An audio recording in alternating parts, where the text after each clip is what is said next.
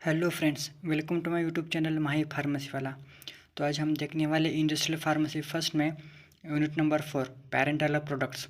उसमें जो है question explain quality control test of parental products, जो कि प्रीवियस ईयर में आ चुका क्वेश्चन है और इस एग्ज़ाम में आने के इसके चांसेस बहुत हैं। तो आज हम वो डिस्कस करने वाले हैं। तो चलो स्टार्ट करते हैं। ओके, तो उसमें सबसे पहले हमारे 5 टेस्ट है इसमें, जो कि फर्स्ट टेस्ट है लीकर टेस्टिंग, सेकेंड है क्लैरिटी टेस्टिंग, थर्ड है पायरोजन टेस्ट, फोर्थ है स्टेरिलिटी टेस्टिंग, फिफ्थ है पर्टिकुलेट मैटर मॉनिटरिंग। ओके, इस तरह से आपको ये 5 टेस्ट मेंशन करने हैं और उसे one by one in detail में लिखने हैं। तो फ्रेंड्स, हमने ये जो क्वेश्चन का आंसर निकाला है, जो ये हमने पीवी पब्लिकेशन और ठाकुर पब्लिकेशन ये दोनों बुक रेफ़र करके एक ये आंसर निकालें। तो ये सिंपल पॉइंट है, आप इसके स्क्रीनशॉट लीजिए, इसे बाद में लिख लीजिए और पढ़ लीजिए। बहुत ही आसान लैंग्वेज है, कोई हार्ड लैंग्वेज नहीं है, आपको सीधा समझ में आ जाएगा। ओके, तो चलो हम देखते हैं सबसे पहले लीकर टेस्टिंग। तो लीकर टेस्ट होती क्या है? हमारा जो इंजेक्शन है उसमें कोई लीकेज है, उसकी फिलिंग और सीलिंग सही है या नहीं, ये इस लीकर टेस्ट में डिटेक्ट किया जाता है। The leak test is use to identify improper filling and sealing of ampoule. जो हमने अभी कहा, जो हमारा एम्प्यूल है उसकी फिलिंग और सीलिंग में सही है या गलत है, यानी कि उसमें कोई लीकेज है, तो आइडेंटिफाई करता है लीकर टेस्ट। तो उसमें प्रोसीजर है, तो उसे हम देखते हैं। तो क्या करते हैं, सबसे पहले जो हमारा एम्पूल का जो सैंपल होता है उसे लेते हैं और हमारा जो कलर्ड सॉल्यूशन है, जो कि मिथिलीन ब्लू, जो कि उसका कंसंट्रेशन कितना है 0.5 to 1%। ओके, तो उस कलर्ड सॉल्यूशन में ये हमारा सैंपल ऑफ एम्पूल डीप करके रखना है। ओके, डीप करने के बाद वो पूरा सॉल्यूशन हमें एक वैक्यूम चेम्बर में रखना है, जो कि उसमें नेगेटिव प्रेशर कितना है 27 इंचेस Hg, और उससे ज़्यादा भी हो सकता है। ओके, तो उसमें इस सॉल्यूशन को रखना है वैक्यूम चेम्बर में कितने देर तक, 30 मिनट्स के लिए। ओके, आफ्टर 30 मिनट्स वो जो वैक्यूम है वो रिलीज़ किया जाता है और उसमें जो हमारा एम्पूल है उसे बाहर निकाल कर उसे वॉश किया जाता है, सिर्फ एक्सटर्नली यानी बाहर से वॉश किया जाता है। ओके, वॉश करने के बाद उसमें देखते हैं हम विजुअल आइज़ के, जो कि उसमें कुछ कलर दिखाई दे रहा है या नहीं। अगर कुछ कलर दिखता है तो उसकी फिलिंग और सीलिंग इम्प्रॉपर है, जो कि प्रॉपरली नहीं हुई है। अगर कोई कलर नहीं दिखता है तो वो हमारा जो सैंपल जो है एम्पल का वो सही है, एकदम प्रॉपरली किया हुआ है। तो इस टेस्ट से ये इवैल्यूएट किया जाता है कि हमारा जो प्रोडक्ट है उसमें कोई लीकेज नहीं है। ओके, इस तरह से लीकर टेस्ट है। तो फ्रेंड्स, अगले हमारी क्लैरिटी टेस्टिंग। तो उसमें क्या है, clarity testing is mainly performed through human visual inspection of the containers in a direct light against a black and white background. यानी जो हमारा कंटेनर हो, इंजेक्शन हो, एम्पोल हो, जो भी हमारे पैरेंटल प्रोडक्ट हो, उसे हम ह्यूमन विजुअल इंस्पेक्शन के थ्रू ये टेस्ट किया जाता है।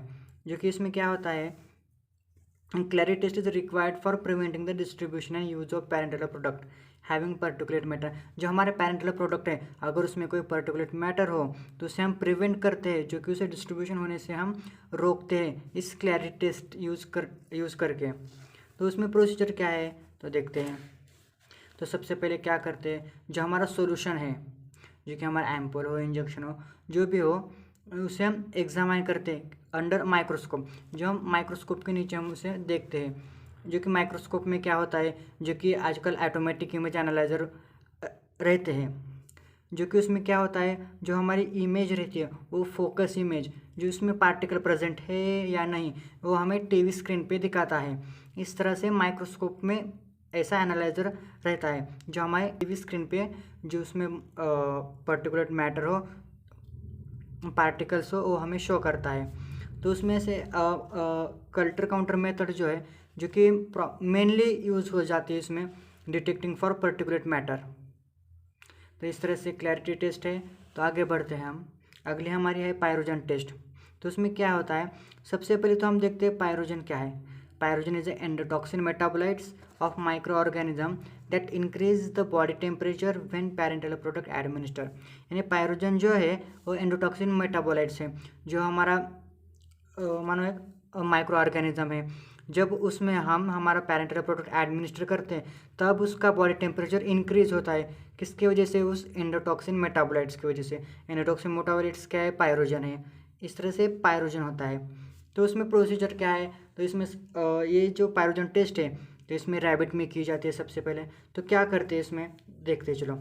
फर्स्टली हमें 3 रैबिट्स लेने हैं जो कि हेल्दी रैबिट्स हो, जो कि उनका टेम्परेचर जो है नॉर्मल है, ज़्यादा डिफरेंस नहीं होना चाहिए उनमें, मैक्सिमम 1 डिग्री सेल्सियस तक रहना चाहिए। इस तरह से हमने 3 रैबिट लिए हैं। ओके,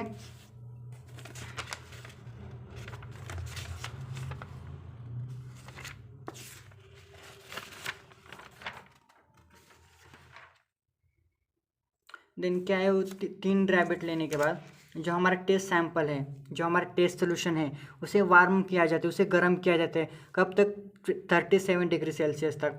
उसे वार्म करने के बाद जो वो सोल्यूशन है वो इंजेक्ट किया जाता है उन रैबिट्स में थ्रू मार्जिनल ईयर वेन के थ्रू। ओके, और एडमिनिस्टर करने के बाद उनका जो टेम्परेचर है जो चेक किया जाता है आफ्टर 30 मिनट्स, कितने समय में, एक या 3 घंटे में उसका जो टेम्परेचर है वो चेक किया जाता है। The solution is considered to be non pyrogenic. जो हमारा सोल्यूशन है वो नॉन पायरोजेनिक है। एक किसके बेसिस पे कहा जाता है? अगर उस रैबिट में हमारा जो टेम्परेचर था सबसे पहले, जो हमें इंजेक्ट करने के पहले, अगर उस टेम्परेचर नहीं बढ़ा, जितना था उतना ही रहेगा है, यानी if no rabbit show a rise in a temperature of 0.5 degree Celsius, अगर उसका टेम्परेचर 0.5 डिग्री सेल्सियस के आगे नहीं बढ़ा तो जो हमारा सोल्यूशन है वो नॉन पायरोजेनिक है। अगर हमारा टेम्परेचर बढ़ गया तो ये हमारी प्रोसेस है वो हमें कंटिन्यू करनी है इन 5 रैबिट्स में। 5 रैबिट्स में हमें प्रोसेस कंटिन्यू करनी है। सेम इसी तरह से वो हमारा सोल्यूशन वार्म करना है, उसी तरह से वो इंजेक्ट करना है वो 5 रैबिट्स में, फिर उनका टेम्परेचर चेक करना है आधे आधे घंटे में, 1 या 3 आवर्स में। अगर इसमें फिर भी उसमें अगर टेम्परेचर नहीं बढ़ता है तो हमारा सॉल्यूशन जो है वो नॉन पायरोजेनिक है। अगर सॉल्यूशन बढ़ता, अगर उस सॉल्यूशन का, अगर उन रैबिट का टेम्परेचर बढ़ता है तो हमारा सॉल्यूशन पायरोजेनिक है। इस पायरोजन टेस्ट से ये डिक्लेयर हो जाता है हमारा सॉल्यूशन पायरोजेनिक है या नॉन पायरोजेनिक है। ओके, तो अगला हमारा है स्टेरिलिटी टेस्ट। तो इसमें से भी स्टेरिलिटी टेस्ट किसके लिए यूज़ की जाती है?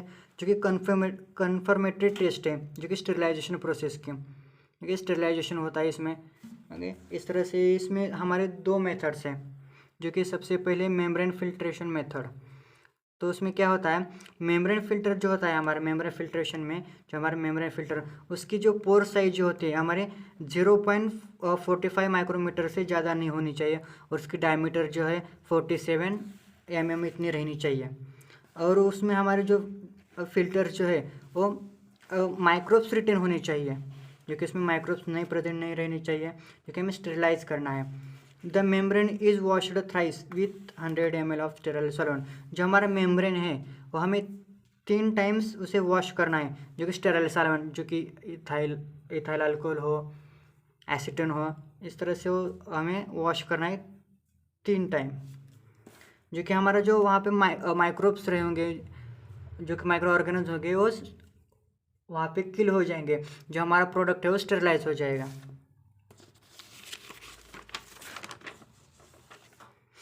देन हमारा जो मेम्ब्रेन है उसे हम क्या करना है, 2 इक्वल पार्ट में कट करना है, बीच से हमें कट करना है, 2 इक्वल पार्ट करने हैं। जो हमारा पहला वाला पार्ट है उसे हमें सोयाबीन केसिन डाइजेस्ट मीडियम में डीप करना है at the temperature 20 to 25 degree Celsius में। ओके, और जो बचा हुआ दूसरा पार्ट है हाफ वाला, वो हमें दूसरे सोल्यूशन में डीप करना है, जो कि थायोग्लाइकोलेट का मीडियम है, जो कि at the temperature of 30 to 35 degree Celsius. इस तरह से ये हमें 2 इक्वल पार्ट थे, ये 2 अलग अलग सॉल्यूशन में डिप करने हैं। ओके, तो दूसरी मेथड है इसमें डायरेक्ट इनैकुलेशन मेथड। तो इसमें क्या किया जाता है, जो हमारा टेस्ट सैंपल है वो डायरेक्टली इनैकुलेट किया जाता है कल्चर मीडियम में, और कल्चर मीडियम में इनैकुलेट करने के बाद उसे हम डायरेक्टली जो हमारा सोयाबीन केसिन डाइजेस्ट मीडियम था उसमें इंक्यूबेट करना है at the temperature of 20 to 25 degree Celsius.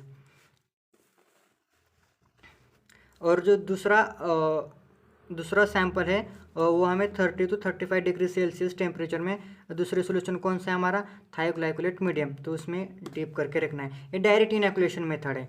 Okay, और तो इस तरह से स्टेरिलिटी टेस्ट में 2 मेथड्स हैं। और अगला हमारे रह गया जो कि पार्टिकुलेट मैटर मॉनिटरिंग, जो कि उसमें क्या होता है, अगर हमारा जो सोल्यूशन है जो कि हमें इंट्रावेनसली जो एडमिनिस्टर करते हैं, अगर उसमें कोई पार्टिकल प्रेजेंट हो तो वो ह्यूमन के लिए हार्मफुल होता है, तो इसलिए वो नहीं दिया जाता। तो उसके लिए कौन सी मेथड है, तो ये particulate matter monitoring method use की जाती है। तो इसमें हम टेस्ट में जो कि पहली मेथड है हमारे विजुअल इंस्पेक्शन, जो हमारा इंजेक्शन है, जो हमारा सैंपल है, वो थ्रू हमारे विजिबल आइज़ के थ्रू उसे हम विजिबल करते हैं जो उसमें कोई पार्टिकल प्रेजेंट है या नहीं, जो कि ड्रग इंस्पेक्टर हो जो उसे इंस्पेक्ट करता है, जो कि विजुअल आइज़ के थ्रू। लेकिन इसमें कुछ लिमिटेशंस होते हैं, डिफरेंट इंस्पेक्टर का अलग अलग ओपिनियन हो सकता है। तो इसलिए इसमें दूसरी एक मेथड है जो कि माइक्रोस्कोपिक मेथड। तो इसमें क्या होता है, जो हमारा जो सैंपल है अगर उसमें कोई पार्टिकल प्रेजेंट हो जो कि smaller than 50 micrometre, under microscope में डिटेक्ट किया जाता है। अगर उसमें कोई प्रेजेंट है तो उसे हम डिस्कार्ड करते हैं, जो कि पर्टिकुलर मैटर हो उसे। तो इस तरह से इसमें पर्टिकुलर मैटर मॉनिटरिंग में 2 मेथड्स है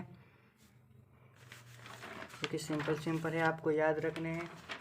तो हमने क्या क्या देखा, liquor testing, clarity testing, pyrogen test, sterility testing, particulate matter monitoring. इस तरह से आपको पॉइंट्स लिखने हैं, बहुत ही आसान है, आप इसे याद रख लीजिए। अगर आपको कोई डाउट है तो आप मुझे कमेंट करके बता सकते हो, और आप हमारे चैनल पर नए हो तो चैनल को सब्सक्राइब करना मत भूलो, और साथ ही साथ बेल आइकन को क्लिक कीजिए ताकि हमारे अगले वीडियो की नोटिफिकेशन सबसे पहले आपके स्क्रीन पे होगी। तो फ्रेंड्स, मिलते हैं अगले वीडियो में नए टॉपिक के साथ, तब तक के लिए थैंक यू।